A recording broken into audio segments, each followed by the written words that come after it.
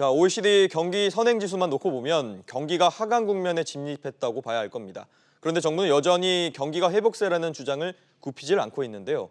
경기를 바라보는 시각이 왜 이렇게 엇갈리는 건지 손소구 기자와 이야기 나눠보겠습니다. 자, 송 기자. 네. 사실 이번에 논쟁이 처음은 아니잖아요. 지난 5월에도 있었던 건데 결국 지난 5월에도 경기가 하강이다 아니다 이런 얘기를 전문가들과 정부가 좀 논쟁이 있었던 거죠? 네, 그렇습니다. 지난 5월이었는데 김상봉 한성대 경제학과 교수였습니다. 정부의 경기 판단이 문제가 있다라는 글을 국가미래연구원에 기고한 것이 이제 발단이 됐습니다. 이 글에 대해서 김광두 국민경제자문위원회 부의장이 자신의 SNS에 김 교수의 주장에 공감을 표시하면서 우리나라의 경기가 침체 국면 초입 단계에 있다고 본다라는 주장을 펼쳤고요. 이게 논쟁의 시발점이 됐습니다. 이때도 이 논란의 도화선이 됐던 지표가 있었는데 바로 OECD 경기선행지수입니다.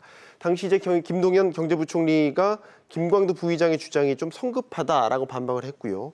기재부 역시 참고 자료를 배포하면서 경기 국면에 대한 판단은 이 다양한 경제 지표들을 활용해서 종합적으로 판단해야 한다면서 일각 민간 경제학자들의 주장을 일축하기도 했습니다. 경기에 대한 정부의 판단 앞서도 언급했듯이 여전히 회복세에 방점이 찍혀 있다고 볼 수 있습니다.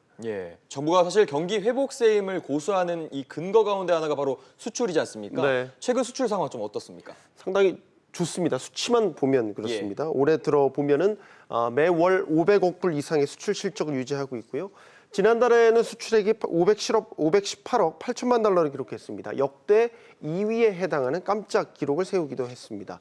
분야별로 보면 자동차와 선박 수출이 부진하기는 했지만 전통적인 강자죠. 반도체와 석유화학 등에서 여전히 탄탄한 수출 실적을 올리면서 견조한 성장세를 이어갔습니다. 수출만 놓고 본다면 정부의 주장이 일견 타당해 보입니다. 그런데 사실 반대로 수출만 놓고 보면, 수출을 빼고 보면 전문가들 입장은 좋을 게 없다. 뭐 이런 주장 아닙니까? 그렇죠. 반대로 놓고 보면 그렇다라는 거죠. 산업 활동에 관한 지표를 보면요. 지난 6월에 설비 투자를 보면 전월 대비해서 5.9%가 감소를 했고요. 이게 이제 넉 달 연속 줄어든 겁니다. 17년 6개월 만에 최장기간 감소세를 기록한 것이고요. 건설 경기를 보여주는 건설 기성도 지난 6월에 전월 대비 4.8% 감소했습니다. 제조업과 서비스 생산이 포함된 전산업 생산은 전월 대비 또 0.7% 감소했고요. 뭐 이런 것들을 보면 수출을 제외한 대다수 경제 지표들이 이미 탄력을 잃고 하향하고 있는 신호들이 곳곳에서 나타나고 있는 겁니다.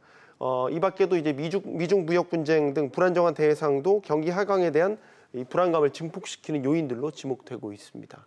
결국에는 정부가 이 경기 판단을 지나치게 낙관적으로 보고 있다. 뭐 이렇게 볼 수 있을까요? 본래 이제 경기에 대한 판단은 사실 보수적으로 하는 게 정부의 속성이라고 볼 수가 있겠는데요.